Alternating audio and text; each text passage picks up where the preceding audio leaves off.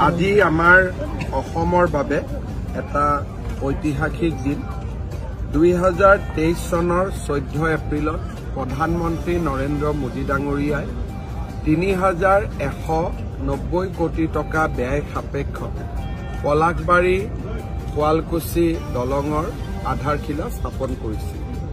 তাৰ পৰৱৰ্তী সময়ত ভূমি অধিগ্ৰহণৰ প্ৰক্ৰিয়া সমাপন হল, নিবিদা প্ৰক্ৰিয়া সমাপন হল আৰু আজি আমি সেই দলংখনৰ ভূমি পূজন সমাপন কৰিলো। 2028 চনৰ শেষ ভাগলৈকে এই দলংখন নিৰ্মাণ হৈ উঠিব। এই দলংখনৰ নিৰ্মাণৰ লগে লগে বৰপেটা নলবাৰীৰ ৰাইজৰ বাবে গুৱাহাটী বিশ্ববিদ্যালয় গুৱাহাটী বিমানবন্দৰৰ দূৰত্ব একেবাৰে কমি যাব আৰু গুৱাহাটীৰ সমীপত আৰু এখন স্যাটেলাইট টাউনশ্বিপ নিৰ্মাণ হোৱাৰ সম্ভাৱনা প্ৰকট হৈ উঠিব। এই দলংখনে নামনি অসম আৰু আমাৰ গোৱালপাৰা দক্ষিণ কামৰূপ আদি জিলাৰ মাজত যি দূৰত্ব আছিল সেই দূৰত্ব একেবাৰে নোহোৱা কৰিব। মই আজিৰ এই সুন্দৰ দিনটোত অসমবাসী ৰাইজক অভিনন্দন জনাইছো আৰু ব্ৰহ্মপুত্ৰৰ ওপৰত নতুন কেইবাখনো দলঙৰ প্ৰস্তাৱ বিভিন্ন পৰ্যায়ত ৰৈ আছে। নুমলীগড় আৰু গহপুৰৰ মাজত সুৰংগ, কাজিৰঙাৰ এলিভেটেড কৰিডৰ, মৰিগাঁও দলঙৰ মাজত নতুন ব্ৰহ্মপুত্ৰৰ দলং, নাৰেংগী কুৰুৱাৰ মাজত নতুন ব্ৰহ্মপুত্ৰৰ দলং, এই গোটেইবোৰ আঁচনি আমি 2025 চনৰ ভিতৰত আৰম্ভ কৰাৰ বাবে আমি প্ৰচেষ্টা চলাইছো আৰু মই ভাবো যে এই প্ৰচেষ্টাসমূহত আমি সফল হ'ব পাৰিম। ভূমি অধিগ্ৰহণৰ কাম সম্পূৰ্ণ হৈছে ইয়াত সম্পূৰ্ণ। এতিয়া ইয়াত একোৱে কাম নাই, সকলো ৰাইজে ভূমি দি দিলে, এতিয়া খালি দিনে ৰাতিয়ে কাম কৰিব লাগে। ইয়াত কোনো ভূমি অধিগ্ৰহণ হ'ল, ভূমি অধিগ্ৰহণৰ বাবদ যি পুঁজি পাব লাগে তেখেতসকলে পুঁজিও গ্ৰহণ কৰিলে। ইয়াত এতিয়া একোৱে বাধা নাই, খালি দিনে ৰাতিয়ে কাম কৰিব। 2028 চনৰ শেষ ভাগত হোটেল দিল্লী ৰাজনীতি আৰম্ভ হৈছে বা কংগ্ৰেছত মই এটাই কথা কম যে বিধানসভা নিৰ্বাচন যথেষ্ট পলম আছে। এই 1.5 বছৰ যিমান পাৰো আমি ৰাইজৰ কাৰণে কাম কৰিব লাগে। গতিকে বাকী কোনে ক'ত মিটিং কৰিছে সেই দিশবিলাক মই চাব খোজা নাই আৰু তেনেকুৱা কথা বতৰাৰ পৰা মই নিজকে দূৰত ৰখাৰো চেষ্টা কৰিম। কংগ্ৰেছী বিধায়কে বিজেপিত যুক্ত চলিছে কোন আজিৰ দিনটোত কোনো বিধায়কে যোগদান নকৰে।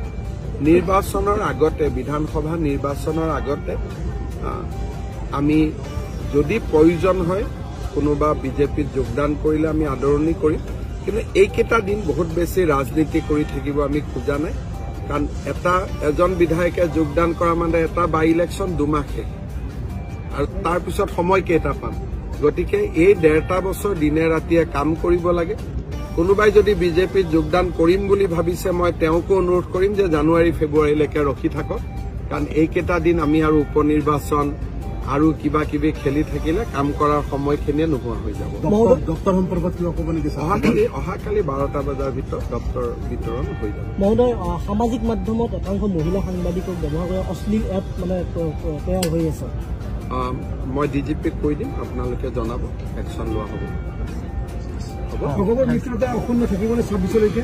অগপৰ লগত অগপ বা আমাৰ যিখিনি মিত্ৰ দল সেইখিনিৰ লগতো আমাৰ মিত্ৰতা ইউজুৱেলি নাভাঙে যেনেকে আছো, কিন্তু পঞ্চায়ত নিৰ্বাচনত মিত্ৰতাটো স্থানীয় পৰ্যায়ত হ'ব, ৰাজ্যিক পৰ্যায়ত নহয়, সমষ্টি জিলা পৰ্যায়ত মিত্ৰতা হ'ব। পঞ্চায়তটো অকলে নহয়। তেনেকে ধৰক আমাৰ জালুকবাৰী সমষ্টিতে নিৰ্বাচন হ'ব, আমি এজিপিৰ লগত কথা পাতিম। নলবাৰীত ইলেকশ্যন হ'ব, এজিপিৰ লগত কথা পাতিব, কিন্তু সমষ্টি পৰ্যায়ত, ৰাজ্যিক পৰ্যায়ত নহয়।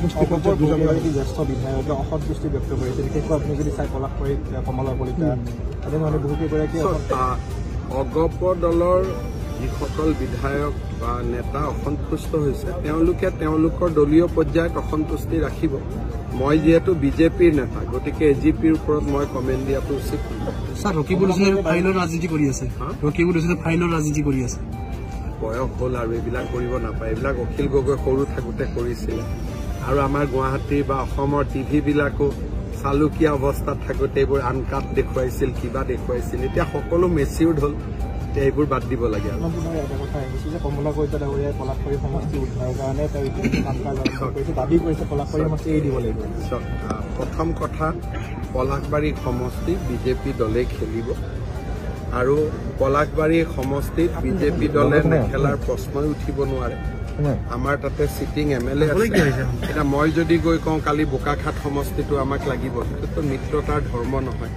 গতিকে এইবিলাক কথা ক'ব নালাগে। যদি কমলা কলিতাই উঠিবই খোজে একান্ত, আমাৰ জালুকবাৰীতে আহি উঠক, লাগিলে ময়ে এৰি দিছোঁ, কথা তেনেকুৱা একো নাই। কিন্তু ঘটনাটো হ'ল যে আমাৰ পলাশবাৰী বিজেপিৰ লগত আছে, বিজেপিৰ লগত থাকিব। তেনেকৈ বোকাখাটো বিজেপিৰ লগত